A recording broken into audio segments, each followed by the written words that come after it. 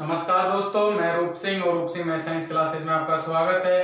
दोस्तों अपना चल रहा है साइंस और साइंस में चल रहा है अपना ध्वनि। और ध्वनि का कल अपन इंट्रोडक्शन देखा। इंट्रोडक्शन के बाद अपन ने देखा कि ध्वनि कितने प्रकार की होती है, यानी कि श्रव्य ध्वनि, अश्रव्य ध्वनि और प्रश्रव्य ध्वनि। श्रव्य ध्वनि में अपन ने देखा कि जिसकी आवृत्ति 20 हर्ट्ज से 20,000 हर्ट्ज के मध्य होती है, यानी कि मानव कानों के द्वारा आसानी से सुनी जा सकती है, किसी प्रकार की क्षति नहीं होती, श्रव्य ध्वनि कहलाती है। उसके बाद देखा दोस्तों अपन ने अश्रव्य ध्वनि, यानी कि 20 हर्ट्ज से कम की ध्वनि अश्रव्य ध्वनि में आती है, जो कि कानों के द्वारा आसानी से नहीं सुनाई देती है। उसके बाद देखा अपन ने प्रश्रव्य ध्वनि, और प्रश्रव्य ध्वनि में देखा अपन ने कि 20 हर्ट्ज से 20,000 हर्ट्ज से अधिक वाली ध्वनि प्रश्रव्य ध्वनि में आती है। उसको कुत्ता, डॉल्फिन, उल्लू, चंदागढ़ इस प्रकार की ध्वनि को सुन सकते हैं। तो प्रश्रव्य ध्वनि को सोनार और एक्सरे में काम लिया जाता है। उसके बाद अपन देखते हैं कि ध्वनि की चाल किसमें कितनी रहती है। तो अपन बात करते हैं ध्वनि की चाल की वायु में। तो वायु में अपन बात करते हैं, तो मैंने आपको बताया था कि वायु में ध्वनि की चाल 332 मीटर पर सेकंड होती है। मैंने आपको बताया कि वायु में ध्वनि की चाल 332 मीटर पर सेकंड होती है। तो दोस्तों बात आती है हाइड्रोजन में ध्वनि की चाल कितनी होती है। बात आती है हाइड्रोजन। तो हाइड्रोजन में ध्वनि की चाल 1270 मीटर पर सेकंड होती है। यानी कि दोस्तों वायु में ध्वनि की चाल 332 मीटर पर सेकंड होती है, हाइड्रोजन में 1270 मीटर पर सेकंड होती है। इसके बाद आता है कार्बन डाइऑक्साइड। कार्बन डाइऑक्साइड में ध्वनि की चाल 260 मीटर पर सेकंड होती है। पर दोस्तों मैं आपको बता दूं, यह तो फिक्स है 332 मीटर पर सेकंड होती है, और कुछ कंडीशनों में ऑप्शन 332 नहीं देके 331.5 मीटर पर सेकंड दे दिया जाता है। तो उस कंडीशन में दोस्तों इसको भी ऑप्शन सही मान लिया जाता है। इसके बाद अपन ने देखा हाइड्रोजन की 1270 मीटर पर सेकंड है। उसके बाद अपन ने देखा CO2 की 260 मीटर पर सेकंड है, यानी कि 260 मीटर पर सेकंड है। यानी कि दोस्तों अगर एग्जाम में ऑप्शन इसके आसपास, यानी कि 259 भी आ सकता है, 261 भी आ सकता है, यानी कि 260 नहीं दिया हो तो उस कंडीशन में अपन देखेंगे कि 259 भी हो सकता है, 200। इसके बाद अपन देखेंगे जल। तो जल का अपन देखेंगे, जल में ध्वनि की चाल होती है 1483 मीटर पर सेकंड। यानी कि दोस्तों जल में ध्वनि की चाल लगभग 1483 मीटर पर सेकंड होती है। बात आती है दोस्तों समुद्री जल। तो मैं आपको यहाँ से डाउट क्लियर कर दूं, जल में और समुद्री जल में ध्वनि की चाल अलग अलग होती है। समुद्री जल में ध्वनि की चाल अधिक होती है।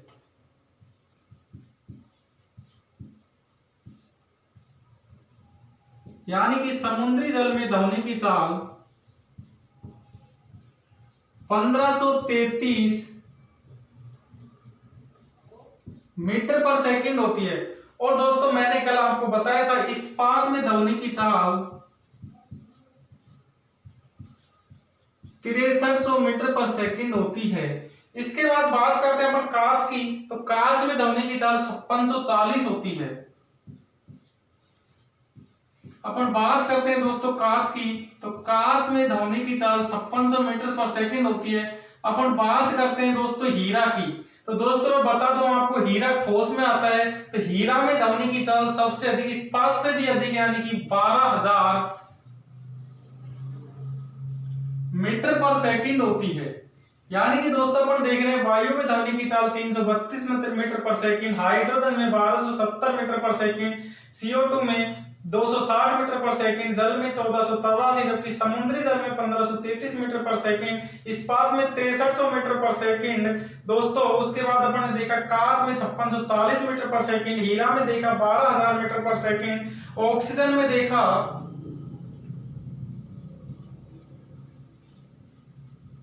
ऑक्सीजन में अपन देखेंगे तो ऑक्सीजन में होता है दोस्तों 326 मीटर पर सेकंड।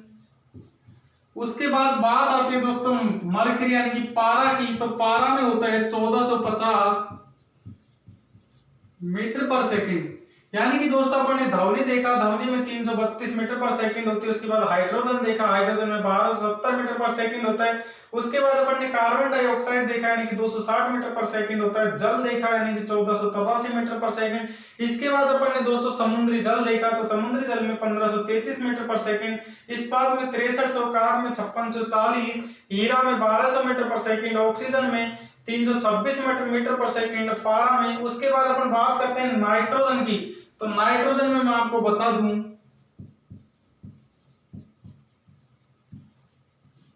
नाइट्रोजन में 349 मीटर पर सेकंड ध्वनि की चाल होती है। कहने का मतलब दोस्तों ध्वनि की चाल का क्वेश्चन आएगा कि किसमें कितनी होती है, किसमें कितनी होती है। तो दोस्तों आज तक जो भी क्वेश्चन पूछे गए इनसे बाहर नहीं है और अपन ने एक्स्ट्रा ले लिए। तो आपसे ध्वनि की चाल चाहे वायु में पूछे, चाहे हाइड्रोजन में पूछे, चाहे कार्बन डाइऑक्सीजन में पूछे, चाहे ऑक्सीजन में पूछे, चाहे पारा में पूछे, चाहे नाइट्रोजन में, चाहे हीरा में, चाहे कांच में, चाहे इस्पात में, चाहे जल में, चाहे समुद्री जल में, किसी में भी आपसे ध्वनि की चाल पूछता है दोस्तों, तो आपको इस टेबल को याद करना होगा। और यहाँ से दोस्तों लगभग अपना एक क्वेश्चन यानी कि 1 नंबर ध्वनि से यहाँ से अपना पक्का हो जाता है। इसके बाद अपन देखते हैं ध्वनि का, अपन ने देखा कि ध्वनि की तीव्रता को डेसिबल में मापा जाता है। तो दोस्तों अपन देखते हैं मनुष्य के लिए कितने डेसिबल ध्वनि की आवश्यकता होती है, कितनी ट्रेन के हॉर्न की ध्वनि कितनी होती है, बस के हॉर्न की ध्वनि कितनी होती है, क्रोध के समय ध्वनि कितनी है। तो दोस्तों इसका पहले स्क्रीनशॉट ले लीजिए। इसके बाद अपन देखते हैं ध्वनि की तीव्रता। ये अपन ने देखी ध्वनि की चाल, इसके बाद अपन देखेंगे ध्वनि की तीव्रता। अब अपना टॉपिक है दोस्तों ध्वनि की तीव्रता।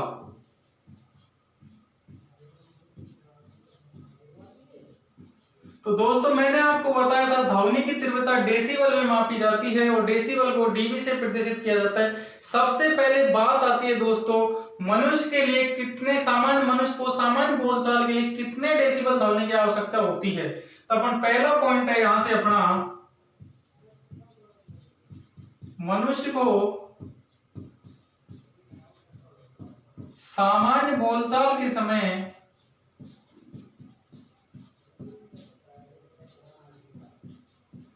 सामान्य बोलचाल के समय 40 से 50 डेसिबल ध्वनि